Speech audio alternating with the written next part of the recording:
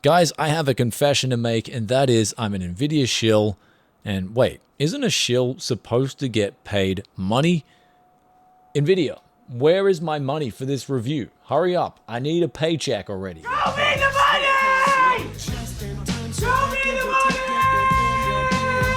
Anyhow, today's going to be a video about just the nuances involved in the 5080 reviews. There's a lot of different results out there at the moment. I'm just going to focus on my review in particular and talk about things that I didn't get enough time to talk about in my original, I think it was 16 or 17 minute review that we did on the 5080 yesterday.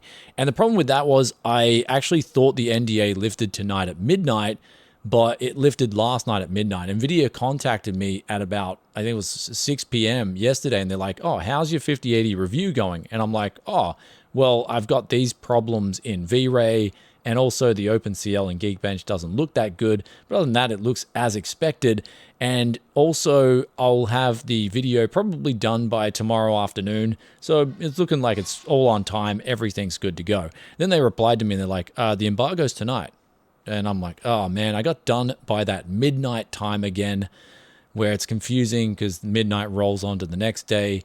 And so, yeah, I was in a bit of a rush there. But one thing I wanted to talk to you guys about straight away was the generation over generation thing. Now, I mentioned that in my RTX 5090 review. In my 5080 review, I didn't get enough time to just talk about how generation over generation, this is the first time, and I do agree with you guys in the comments, this is the first time we've seen an 80 class card on a new generation not outperform the previous generation flagship. In this case, the 5080 didn't beat the 4090, and it lost by a no contest. I don't think there was any benchmark I saw where the 5080 beat the 4090. Outside, of course, DLSS 4, which we're not going to base a graphics card's value just off one technology that could or couldn't work in games.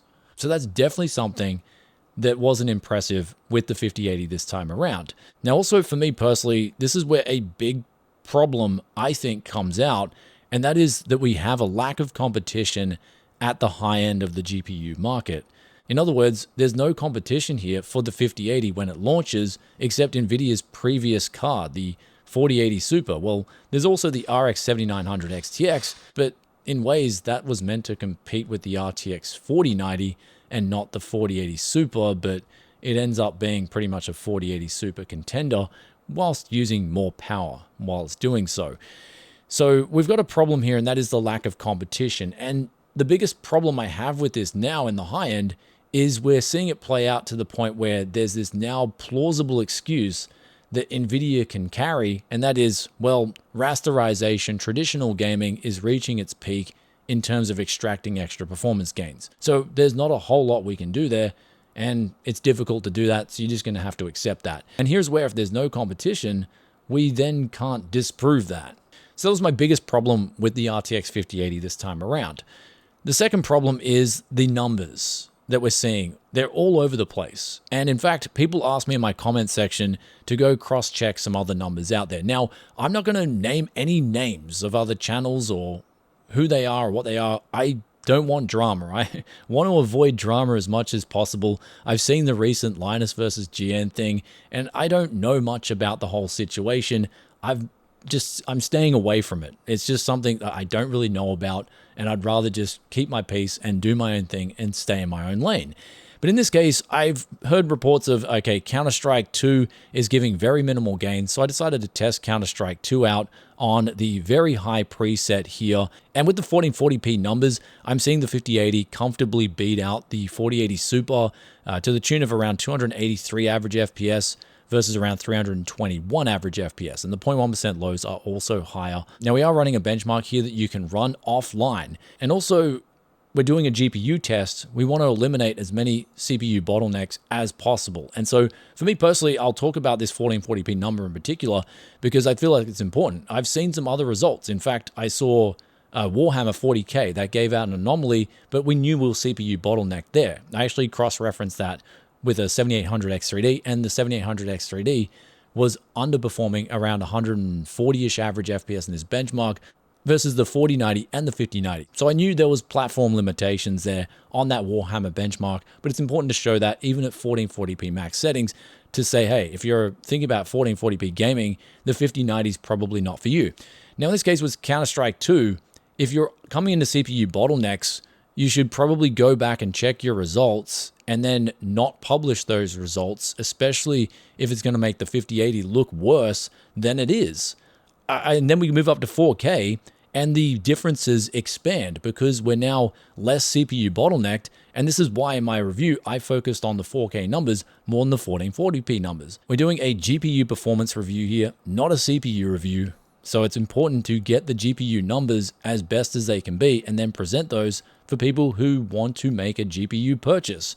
Though we'll look at 4K here, and here's where the numbers expand in favor of the 5080, getting 190 versus 150.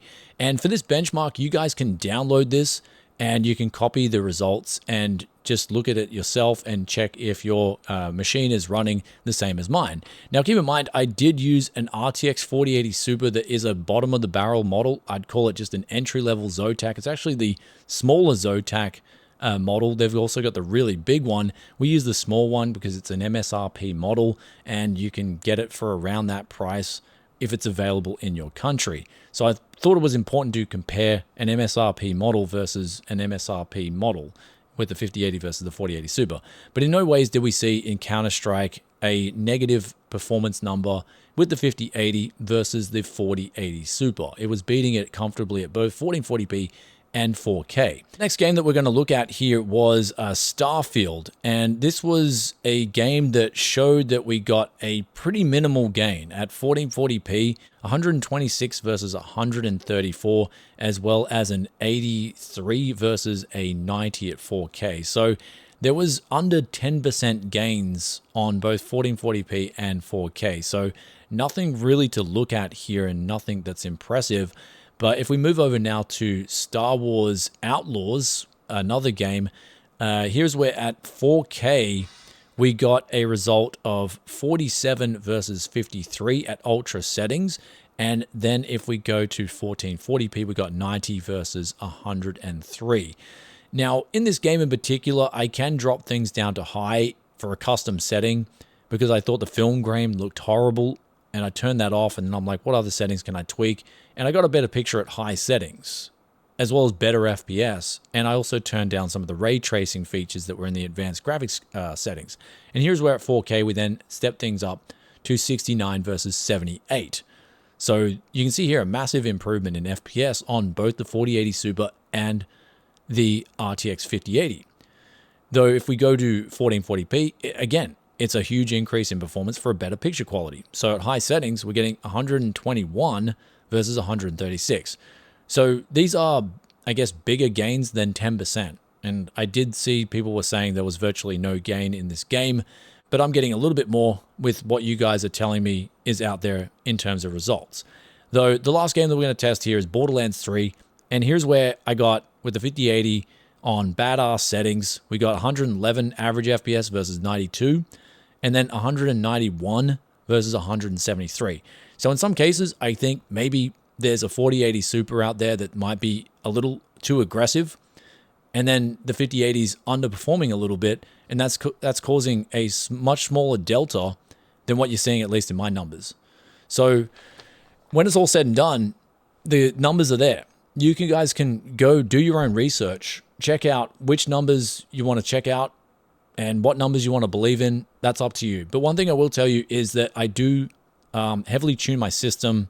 I do run 6200 megahertz CL28, as well as running my Infinity Fabric a bit higher on my 9800 X3D. And so now we're going to look at some of the reasons why my results could be better, especially on my 5080 versus what others have with their 5080s, and why I think there could be problems out there with benchmarks at the moment. And one of the biggest reasons for me personally, I noticed this in the early stages of my testing, I had to go back and retest a few things, was the hot air from the Founders cards. Of course, they're the blow-through designs, is that they're blowing hot air straight onto your memory. Now, if you're using a CL28 6000 kit at 1.4 volt, that memory's getting hot. And in fact, if you're blowing too much hot air on that memory, it can actually kill your CPU. you can actually kill a memory controller because the RAM's getting hot, running the heat through the traces back to the IMC on the CPU, bang, you got a dead CPU. So I'm running personally a fan on my DDR5 memory to make sure it stays cooler and to ensure that there's no bad performance numbers coming out for you guys in relation to the benchmarks. The second thing that I did tell NVIDIA behind the scenes is that there was a G-Sync issue. If there's a G-Sync compatible monitor, their drivers automatically checked the G-Sync module on, and this for me gave me input lag to the point where it was about 40 milliseconds, at least when I was checking on my benchmark system without my capture card installed. Now, I do run all my numbers usually through a capture card, but when it wasn't on the capture card, I actually had this problem where it would turn on G-Sync automatically, and there was just this noticeable input lag that was added on top. And I tested it out, it was roughly to the tune of 40 milliseconds. So I told NVIDIA about that. They said they were going to fix it for the day one driver, so it wasn't going to be an issue. So that's something that's not even worth mentioning in the review, but it's something that could be a problem for other reviewers that are using the review-based driver. The next problem that I personally had in the past was Windows 11. I just found it sluggish, inconsistent, and giving me out poor results sometimes.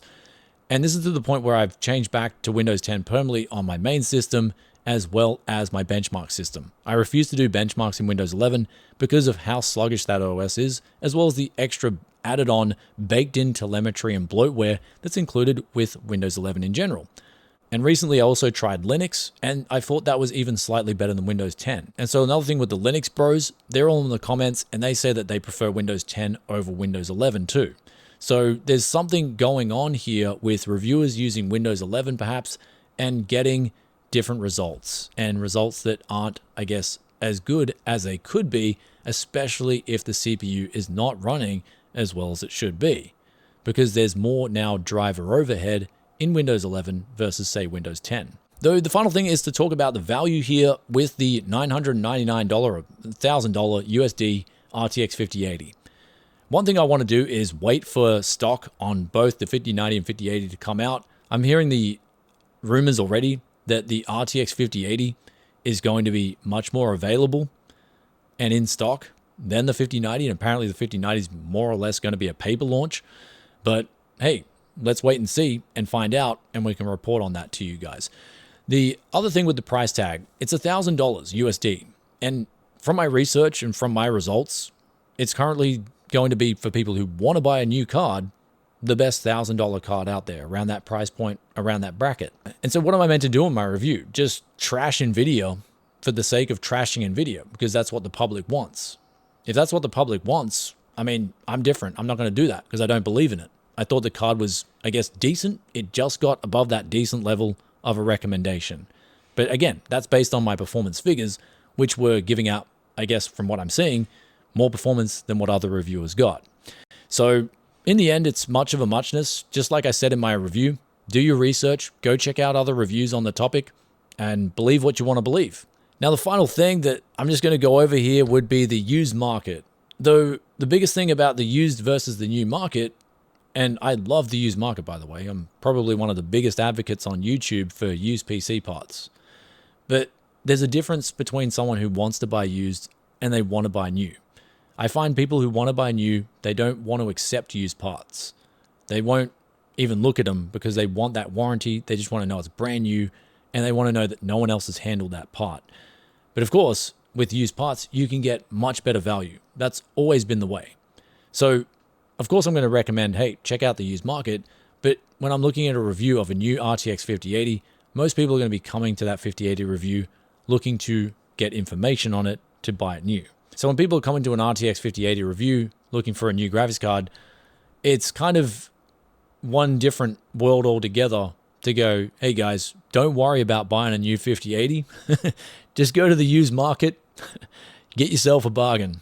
Because a lot of times, if they don't know how to bargain or they don't know how to look for parts, they could end up getting hosed, and it could be to a much worse outcome than if they just went to a store and bought a new 5080. But in all seriousness, check out my recent used PC parts hunt. We're just getting bargain after bargain. I absolutely love it. I recommend you guys do it. It's a lot of fun, but it's certainly not for everyone. And so I guess that's the last point that I wanted to talk to you guys about. And so all this information, I guess the first point and the third point of today's video, I wanted to add those things into the RTX 5080 review originally. We just ran out of time. But at the end of the day, guys, always do your own research. I'm just another opinion out there. And at the end of the day, make the best informed decision for yourself. Always do that. And not just with tech, with anything when it comes to life, diet, exercise, all that good stuff. Always implore you guys to do your own research and make the best decision for your life.